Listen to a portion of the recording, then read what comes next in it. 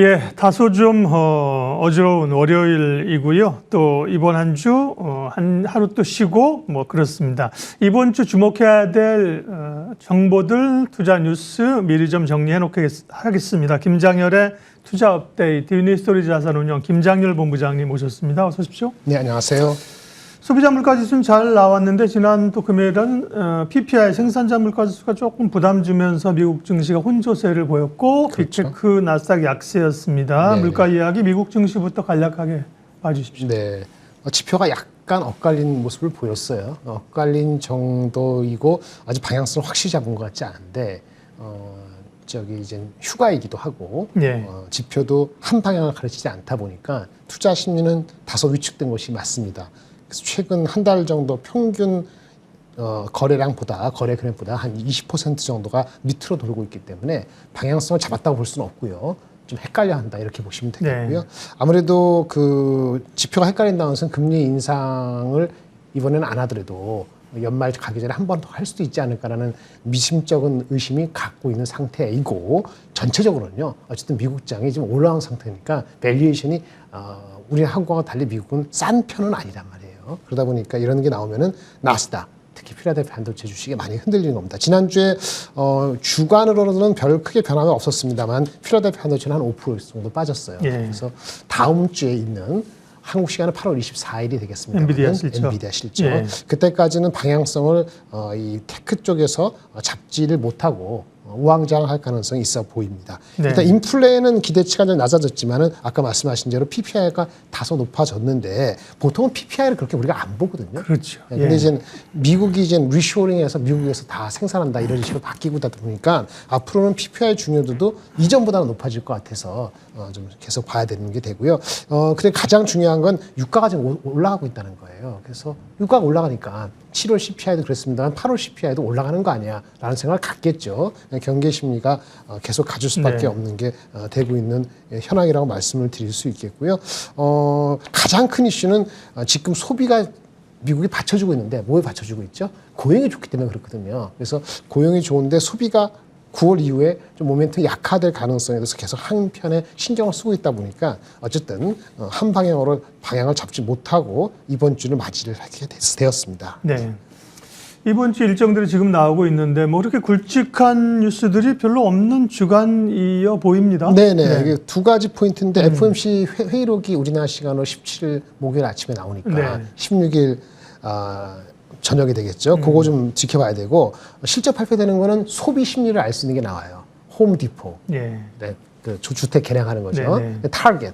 그다음에 주말 끝에쯤에 가서 목요일 금요일 날 월마트. 그러니까 대체로 소비죠. 미국의 소비 심리가 네. 어떻게 반응하는가. 그 정도 체크하고 넘어가야 되고, IT도 있긴 있습니다만 Applied Materials나 시납시스가 있습니다만 무게의 힘은 예전 같지는 않고 좀 관망하는 자세로 갈 것 같습니다. 그래서 어쨌든 시장의 변수는 AI 주가에 대한 부담 논란이 아직은 있는데 좀 완화가 좀 필요한 시점이고, 이번 주하고 다음 주까지 소매 판매, 엔비디아 실적 여기까지 가야지 분기가 확실히 잡아서 분기점 잡아서 내려가는지 올라가는지. 근데 고점 대비했을 때는 제가 몇 번 말씀드렸습니다만 고점 대비는 한 13% 빠졌단 말이에요. 그래서 13% 엔비디아 맞습니다. 엔비디아 빠진 상태에서 한 2주 옆으로 기면은 장은 조정이에요.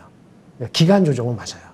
그렇게 되기 때문에 이번 주 다음 주가 상당히 중요한 변곡점이 돼서 어쩔 수 없이 이런 말씀드린 경우 나면 바벨 전략이 필요할 수밖에 없고요. 마침 또 지난주에 오늘 좀 말씀드리겠습니다만 중국에서 얼마나 어려웠으면 네. 중국이 관광을 완전히 오픈했잖아요. 단체 예. 관광. 이런 쪽으로 수급이 갈 수밖에 없다 보니까 다른 섹터 쪽에서는 이익 실현이나 그런 것이 일어나고 있는 것 같습니다. 네.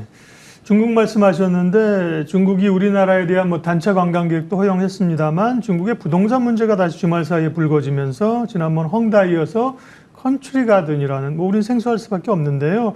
이 기업의 디폴트 우려가 나타나서 중국 경제 뭐 산 넘어 산입니다. 영향은 어떻게 보세요? 네, 그 현실을 체크하는데 미국에서는 그 신용 등급 하락, 네. 그다음에 중소기업 장한 위크한 고리 이슈가 됐잖아요. 네. 그 중국은 항상 얘기하는 부동산 이슈였던 거죠.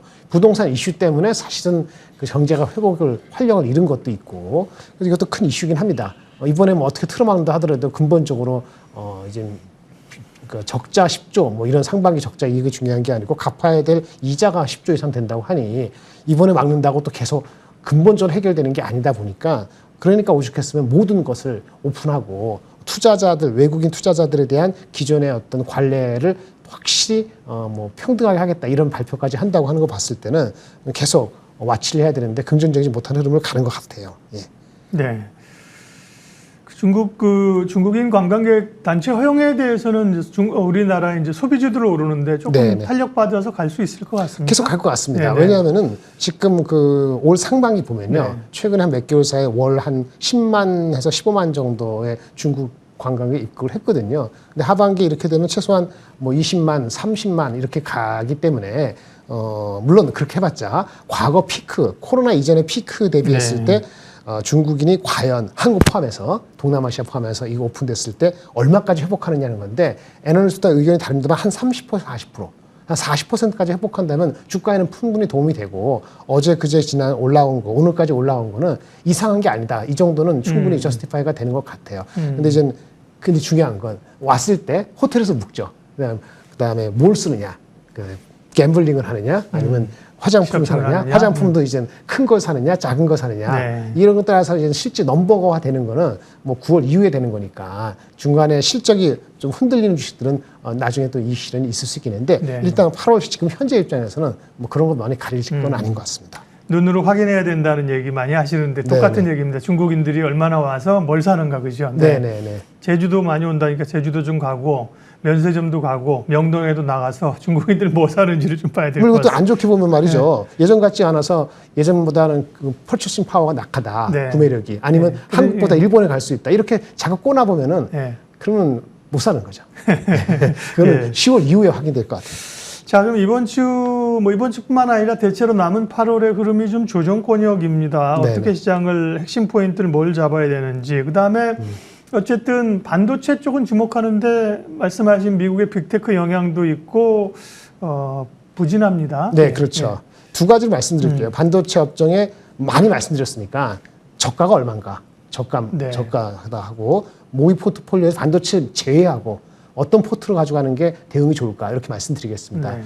반도체는 엔비디아 나올 때까지는 주가 안정화가 엔비디아가 되는 게 필요해요. 여기서 더 빠지면 할 말 없어요. 그러니까 삼성하이닉스 지금 얼마 사더라도 나눠 사야 되는 거고 엔비디아 실적 발표되고 반응 볼 때까지 다음 주 금요일까지는 철저히 나눠야 되는 거고요.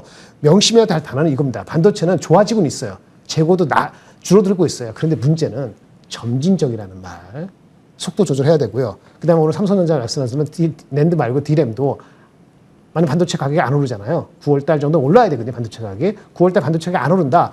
끝까지 감산한다. 이런 말씀을 드려야 되고 그다음 서둘러야 된다는 얘기는 삼성하이닉스가 특히 삼성의 경우죠. HBM을 서둘러 잘 만들어야 된다. 이렇게 말씀을 드릴 수 있겠고요. 저점 말씀드리면 제가 봤을 때 고점에서 10% 빠진 주가. 이게 저점입니다. 그게 하나의 잣대인데 삼성전자 같은 경우는 그렇죠. 6만 6천 원이 되는 거고요. 애널리스트 평균 목표 주가에서 할인해가지고 그래도 6만 6천 원, 7만 원이니까 지금이 저점 매수 기간에 들어오긴 했어요. 다음 지키느냐가 주까지. 중요하네, 그죠? 그렇죠. 예. 다음 주 엔비디아 이런 걸 봐야 되는 거고 펀더멘틀리는 삼성전자가 HBM에 늦었지 않습니까? 그렇죠. 여기 콜을 받고 있는데 이게 9월 달까지 콜이 돼야 됩니다. 엔비디아하고 AMD. 이거에 따라서 6만 6천 원, 7만 원에 저점 잡더라도 계속 갈지 여부는 요거가 단기적으로 가장 중요한 것 같고요. 네. 하이닉스 같은 관점에서 보면은 고점 대비 10% 빼주면 11만 5천 원이니까 지금 주가 되네요. 네. 좀 더 나쁘게 보면은 한 11만 원까지. 여기서 한데 낸드가 안 좋은데 다행스러운 건 삼성전자가 적자에 심해서 삼성도 감산을 하기 때문에 하이닉스가 D램 삼성보다는 조금 낫다. 이렇게 조금 좋다. 이렇게 말씀드릴 수 있겠습니다. 어쨌든 분할이고요. 삼성 하이닉스를 제외하고 모의 포트폴리오는 가나다수로 봤을 때 한 10개 가져왔는데요.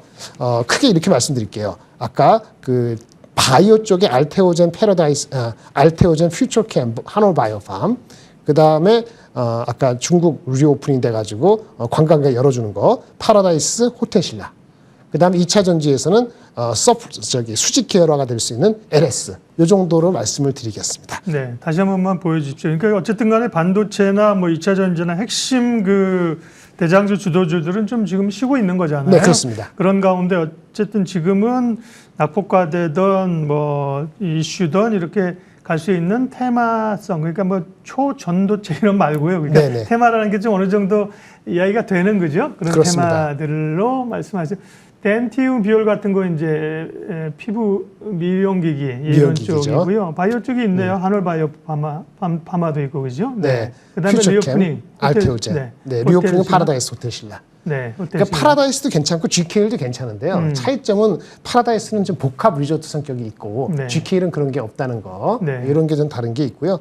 파라다이스를 또 안 좋게 보는 사람들은 또 저기 시비가 좀 있으니까 네. 그런 거 신경 쓰기 복합적인데 이런 게 있고요.